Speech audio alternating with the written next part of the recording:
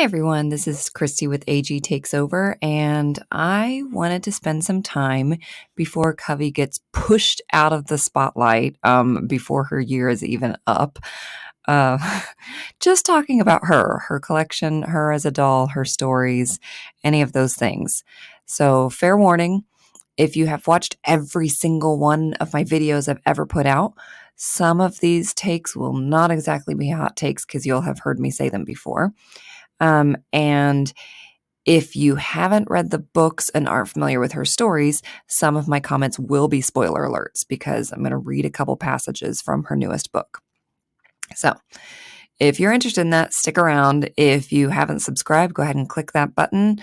You can click like if you actually do like this video, hit the notification bell so you know when I post videos. Generally, they're going to be once every weekend.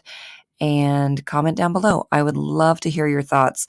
And please, if you have an AGIG account or an AGDube account, join me in sending her off with a bang. I mean, not that we stop talking about the doll. Kira's still in our shelves at our local store in some capacity, but before she is replaced by the Girl of the Year 2024, I would like to show her a whole lot of love. So, here she is in her meet outfit. I feel like looking back, and I could be wrong, there weren't a ton of leaks about her. I think that some years we know like pretty much everything weeks in advance. And with her, I don't think that was the case. Unlike Corinne, the release events that were done in stores were actually done on the day that she was released. Not that I'm still bitter about the fact that we paid good money to go to a release event at our local store for Corinne, and then people were able to buy her like 4 or 5 days. I don't know. You'll correct me if I'm wrong, I'm sure, but several days before that.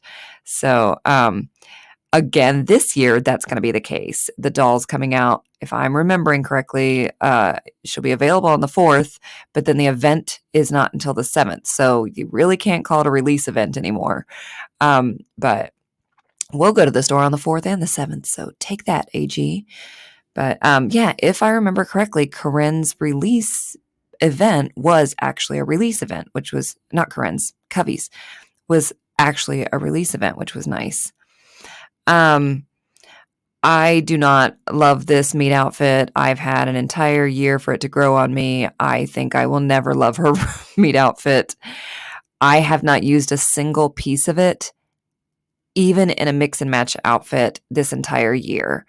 I at least should do that much because I think it's kind of less heinous when it's mixed with other stuff. You know, it has mix and match potential, even if the outfit is kind of horrible to me. Her pajamas. So on her release day, we got most of her stuff. None of her big ticket items, and we didn't end up getting any of her big ticket items. But my wife got her PJs. I definitely would have left those on the shelf. I personally don't like them. I know some of you do, and that's great. I want the things to be successful, so that's great. The yoga outfit I talked about when I reviewed it, but my very, very short recap is I really like it. The greens don't all match, which kind of bothers me. There's kind of like a neon green and then a softer green somewhere in here. So I don't know why they couldn't match the greens, but that's the only downfall of that outfit. And then her lehenga outfit is quite possibly my favorite of any Girl of the Year outfit, or at least the most impressive and the most beautiful. Maybe if you're talking practicality and how much use do you get out of it and things like that, it might not be my favorite, but the most beautiful, and it's really well made. Yeah, such a fan of this outfit. And then for those of you who are longtime viewers, you might remember this. My wife and I kind of made our own collections.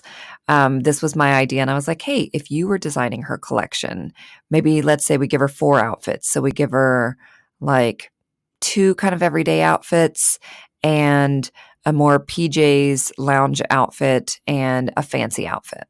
So this was from my collection that I created for her. Her first everyday outfit, her pajamas. Obviously, I didn't create anything new. I just added a headband. And then this was her fancy outfit, which was pieced together from several different things, and another everyday outfit. And I really like this, especially the two everyday outfits. And I don't like bucket hats at all, but look how cute this looks. Like, she can pull it off. And then Grace made this everyday outfit. And she was not as enthusiastic about this activity as I was, so she was a little lazier. Her words, not mine, about putting together like a lounge sleep outfit. I don't know. This is reads a little bit more yoga outfit, but either way, she made those leggings, by the way. And then I think this is really fun. I can't remember about the headband, but you have Courtney's jacket and Luciana's dress and Grace's shoes. So I think that's fun to mix a lot of other characters' clothes into an outfit for her. And then this is her final everyday outfit, which I think I love. I love the beret on her. I love her in jewel tones. So yeah. While we look at these next few pictures, I am going to talk about, let's see, doing the collection like that. Did you like that? If you didn't see the video, you're just getting the recap, but do you like that idea? I don't know if I'm going to get the 2024 doll.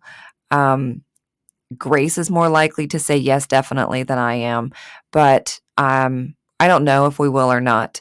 Even if we don't, we could still do this kind of activity. So thoughts, let me know in the comments. Would you like us to kind of create our own alternate collections for her?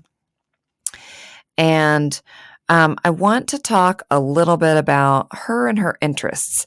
So when I think about things that we are looking for as adult collectors, a lot of times we complain, right, that, oh, this person's a dancer, this doll, this character loves animals.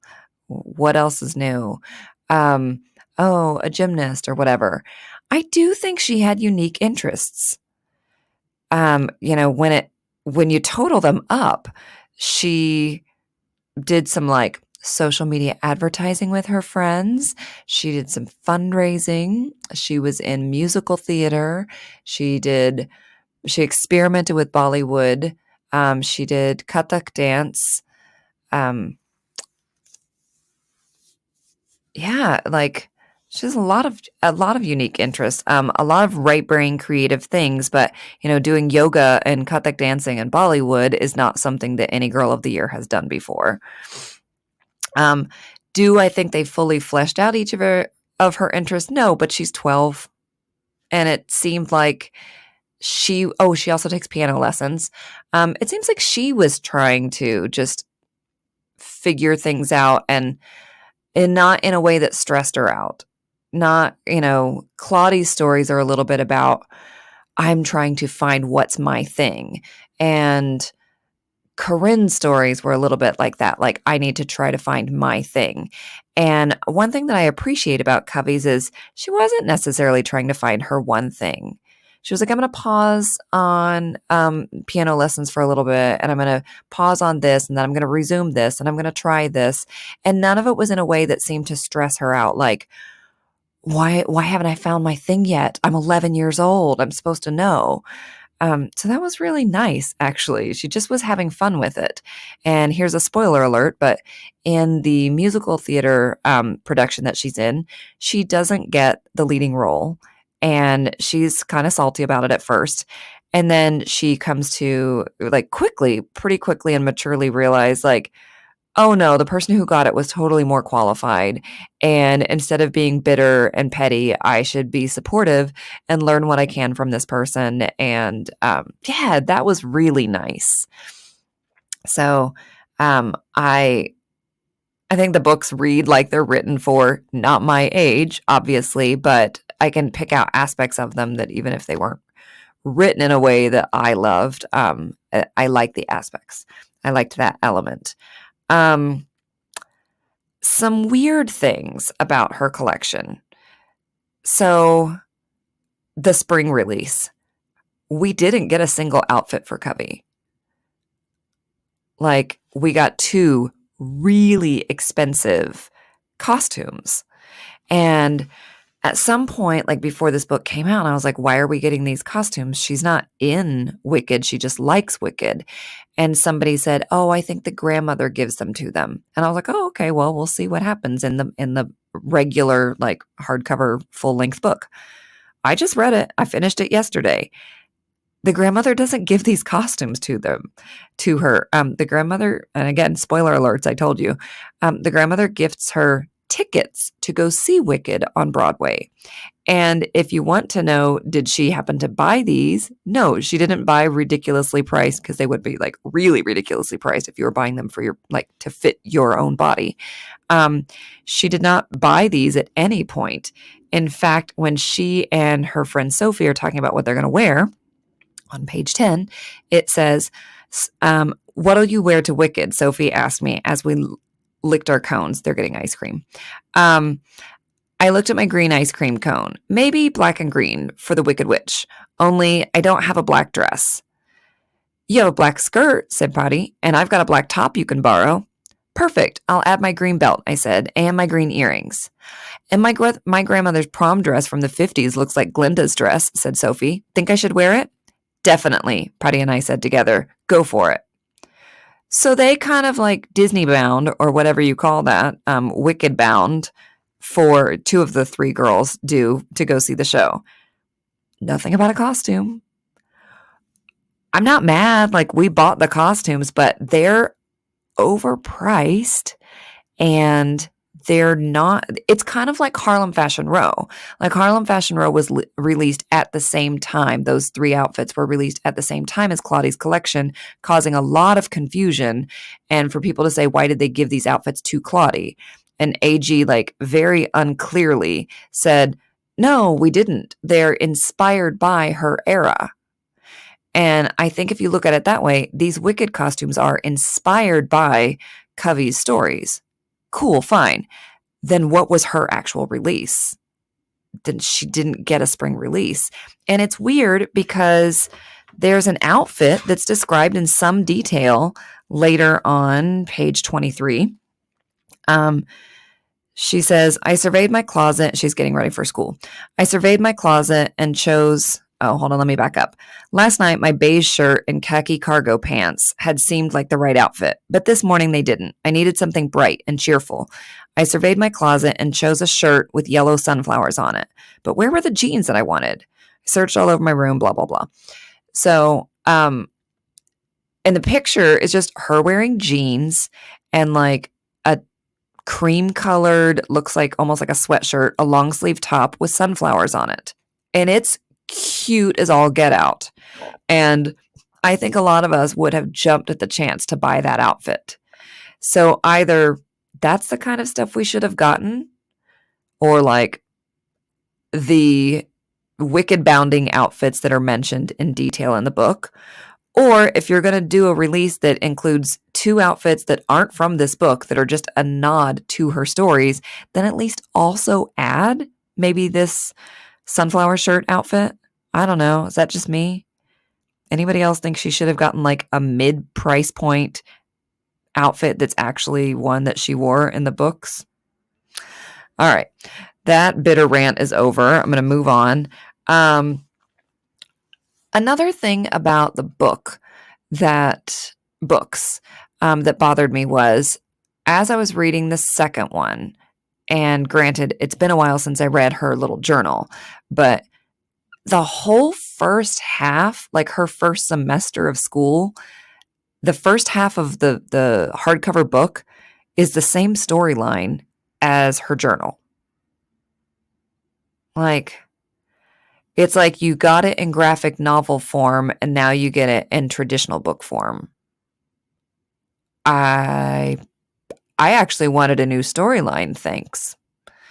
The second half, her second semester, is all new content, but I was very confused by why I was basically rereading like a slightly different edited version of the same story.